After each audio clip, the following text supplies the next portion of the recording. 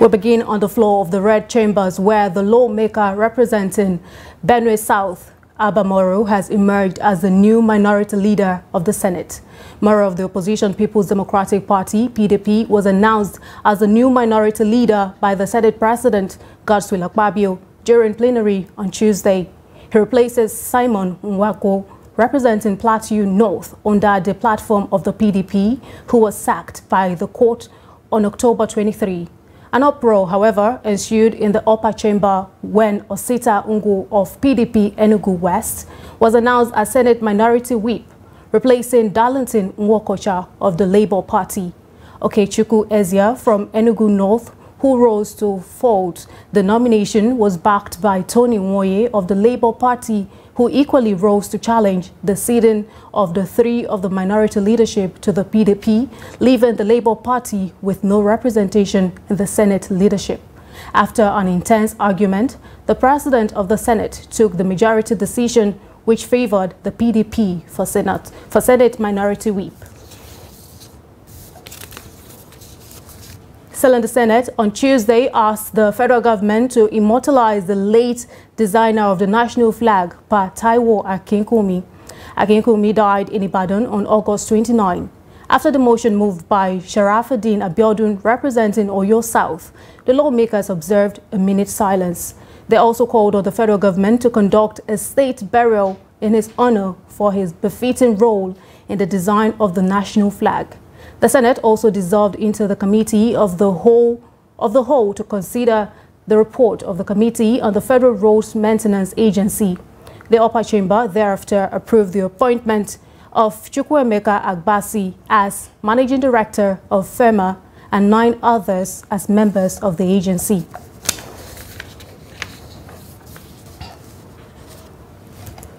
The Speaker of the Plateau State House of Assembly, Moses Sule, and his deputy Gwaton have redesigned. The member representing Panshin North, Gabriel, who is a member of YPP, has been elected as the new Speaker of the Assembly, while Timothy Danton, representing Riom constituency, is now the new PDP Speaker of the Assembly. Reports say the development is a fallout of the sacking of Governor Caleb Muftwang and some PDP lawmakers in the State Assembly. Now, away from that, troops in charge of maintaining peace in Plateau State on Tuesday said the Special Military Task Force has in the past week neutralized 7 bandits and arrested 33 others in various operations across the state and parts of neighboring Kaduna State. The spokesman for the Military Task Force, Captain Oya James, disclosed this in a statement on Tuesday. James said the troops also rescued 15 kidnapped victims and foiled attacks in 3 vulnerable communities during the period. According to him, on November 13th, troops acting on a tip-off arrested 1 Suleiman Mohammed in possession of 1 AK-47 rifle and a mobile phone in the Banking Kogi area, Zangon Kataf, local government area of Kaduna State. James also said troops on the 13th of November equally arrested 5 suspects in connection with a criminal attack, one Sati Pewat at his farm in Tileng Part village in Mangu local government area of Plateau State. He added that on 14th November, troops conducted a raid operation in Tileng Part village in Pushit district of Mangu local government area of Plateau State and arrested 1 Umurana Adamu in possession of an AK-47 rifle, 1 magazine, and 9 rounds of 7.62mm special. Captain James also added that on the same day, troops acting on credible information arrested a suspected arms dealer named Rufai Abdullahi at Kamoro area in Zangon Kataf local government area of Kaduna State. The Lagos State Fire Service has said it had begun legal actions against 1 Wahid Balogun for assaulting an officer of the agency who was on duty in the Ikotun area of Lagos State. The Deputy Director of Public Affairs, Lagos State Fire and Rescue Service, Ololade Agbola, disclosed this in a statement on Tuesday. Agbola stated that the suspect was arraigned before Magistrate A.A. Adesonya of a Special Offences Mobile Court sitting in the Oshodi area of the state. Borno State Governor Babagana Umar Zulum on Monday ferried over 20 kilometers on Baga side of the Lake Chad Basin. Zulum was in Baga to assess portions of the Lake Chad towards his government's plan to enhance agricultural activities along the shores of the basin and to also increase avenues for trans-border trade between people living on the Nigerian side and those from Chad and Niger. The Lake Chad Basin is the largest endemic basin in Africa. It spans 4 nations including Nigeria, Niger, Chad and Cameroon. The governor noted during his assessment that the agricultural activities picking up along the Lake Chad shores, the returning communities hitherto depending on government support and humanitarian aid would have sources of livelihood. Now, 1 year after the introduction of climate change study into the curriculum of junior secondary school by the United Nations Children's Fund, nature enthusiasts have engaged in massive tree planting and other environmental protection strategy in Bauchi and Gombe states. Trustee Viz Adamu Imam files in this report. As part of this year's World Children's Day celebration globally with focus on how climate change affects children, the United Nations agency took some selected schools in northern part of Bauchi State. Teachers said that climate change study have reawakened their students in addressing climate change within their schools and communities, while nurturing economic trees already planted in a garden with the support from UNICEF. Some students say water supply is their major challenge within the school environment, while other students in Gombe State were supported during the tree plantation within their school communities. This is the reason why school established this garden, because we want to show these students what are the climate change that we are facing in our various community. We come to this garden to show them how to eradicate it. They always teach us how to mitigate climate change by planting and nursing trees. Even now, I have planted a moringa economic tree. It gives us fresh air within our environment. They have been testing us in class what they usually tells us about soil erosion and desertification. And the reason for these trees is to prevent the danger of environmental degradation and gives protection to other beings. Stakeholders also say teaching students about climate change at the junior level will avert imminent dangers in the future. Highlights of the children's celebration was the presentation of gifts to winners of inter-school science quiz competition on climate change subjects. Adami Imam, Trust TV News, Bauchi. Now, in a sad development, 7 students of the Kwara State Polytechnic, Ilorin, Kwara State, have sustained varying degrees of injury during a fire incident at a gas refilling shop near a student hostel. The fire incident, which occurred at Destiny Villa, Dola Abimbola Street, Elekoyongon area in the Ilorin East local government area of the state, also involved a gas attendant. The head of Department, Media and Publicity of the State Fire Service, Hakim Adekunle, on behalf of the Director of the Service, Prince Falade John, said that the fire started when a gas attendant at a nearby gas shop was refilling a gas cylinder positioned several meters above ground level. The fireman said that the total estimated properties lost was valued at 14.6 million naira, while the total estimated property saved was 72.2 million naira. In response to the incident, the director of Kwara State Fire Service, Falade, dispatched his team to check on the affected students and urged the members of the public to prioritize safety measures to prevent fire disasters. The Oyo State government on Tuesday started demolishing shanties and makeshift structures in Kara along the Lagos-Ibadan Expressway. According to the task force, the shanties and illegal structures disfigure the corridor and are considered to be hideouts for criminals in the area.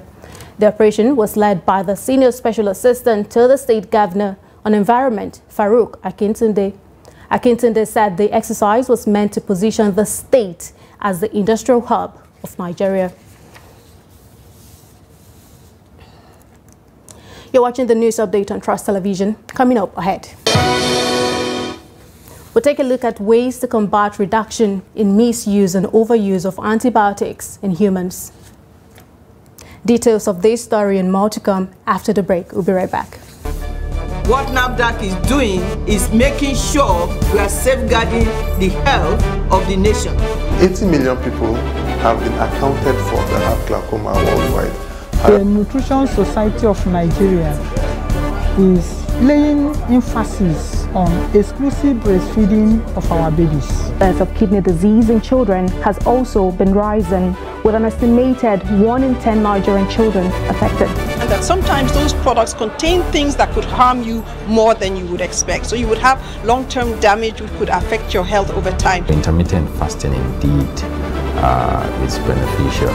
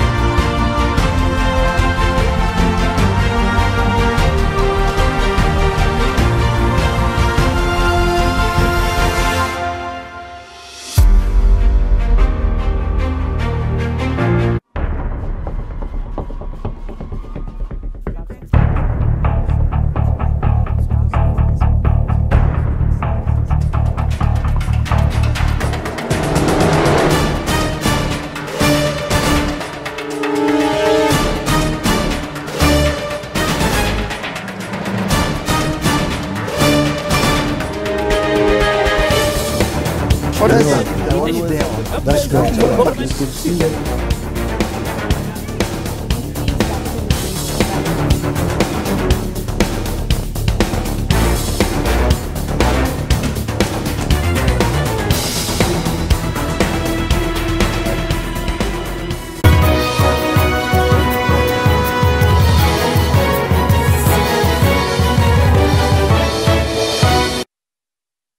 Welcome back and thank you so much for staying. If you're just joining us, this is a news update on Trust Television. Now let's take a look at a recap of some of our top stories.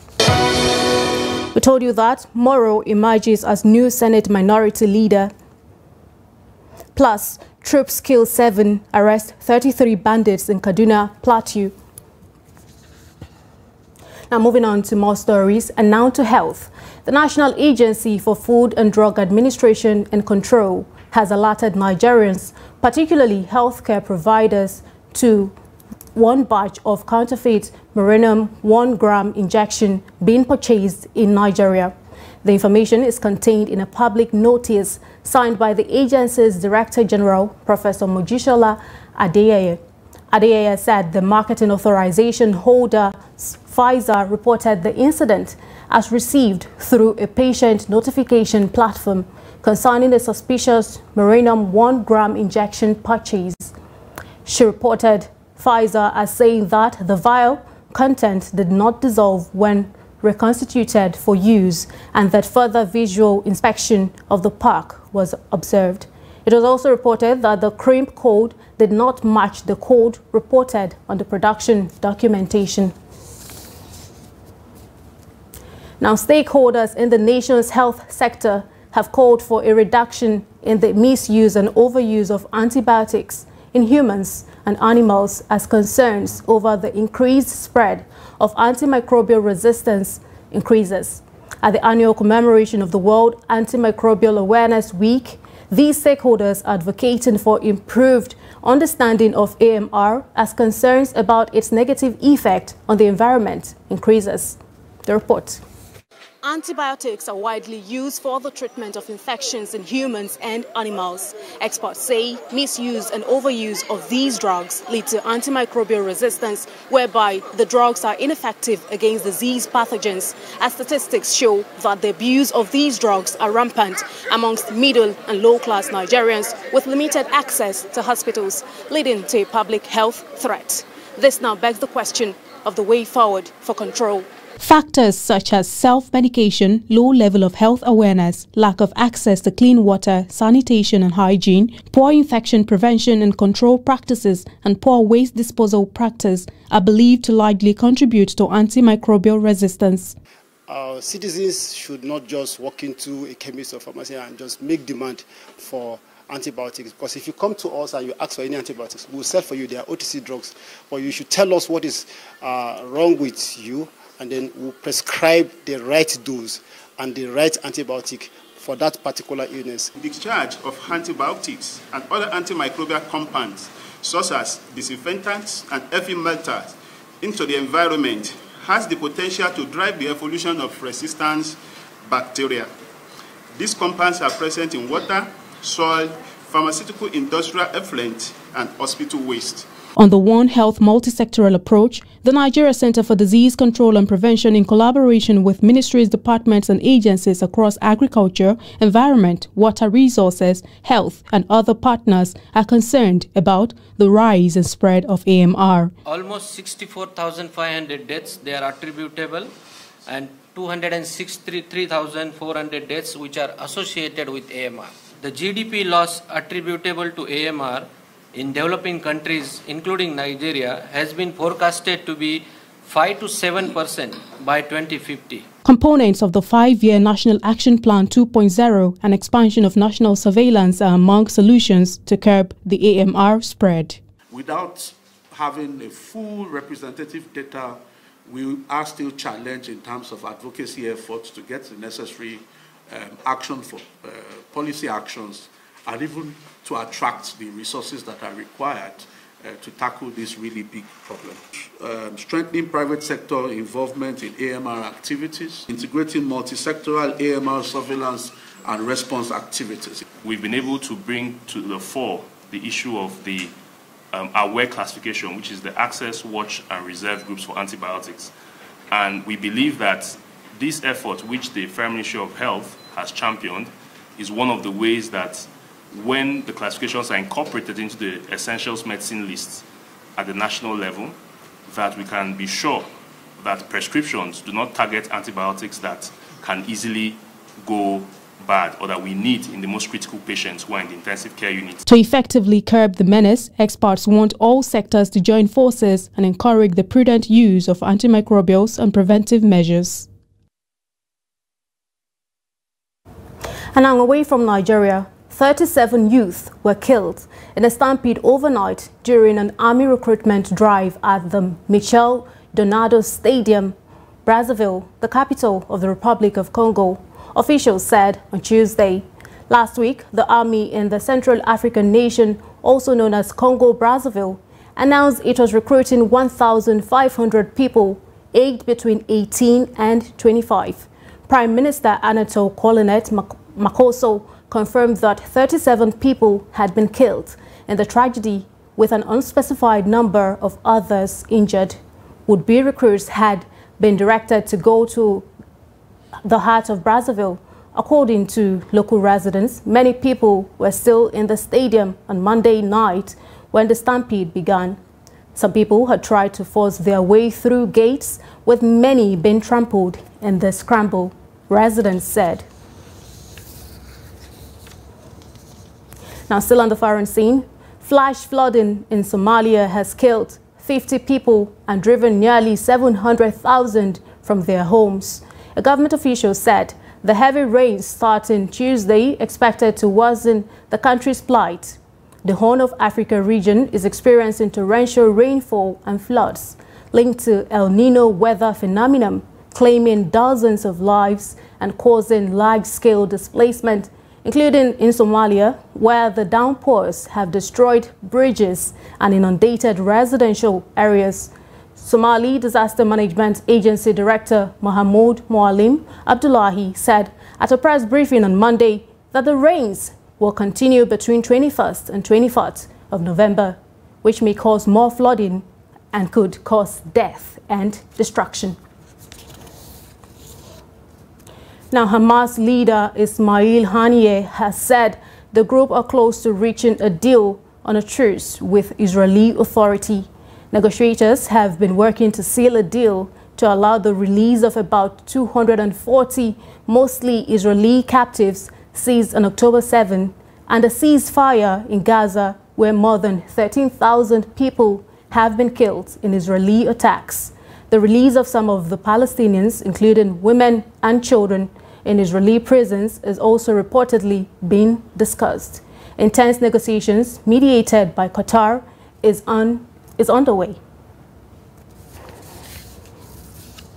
And now to sports news. Arsenal forward Beth Mead has been named in the England squad for the first time in a year following her return from a serious knee injury. Mead, who claimed the Golden Boot as England won Euro 2022, suffered an anterior cruciate ligament injury in November 2022.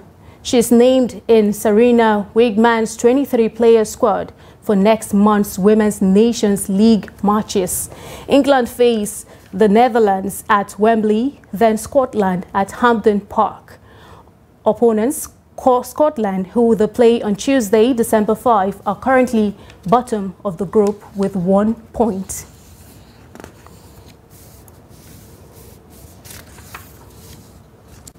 The 2023 ECOWAS Abuja International Marathon will hold on December 16, unlike past editions in which participants were restricted to just the half marathon.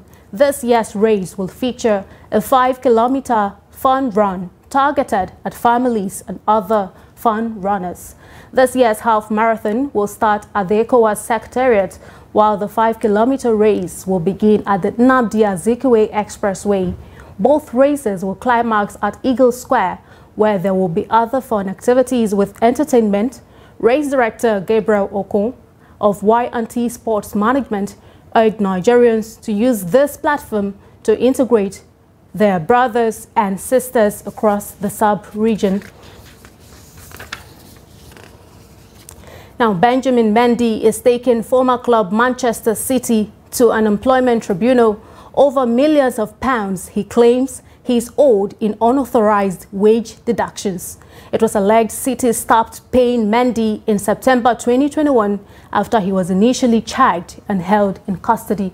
In a statement, it was confirmed leading UK sports lawyer Nick DeMarco is handling Mendy's case, which amounts to a multi-million-pound claim, and it is expected the case will be heard in 2024.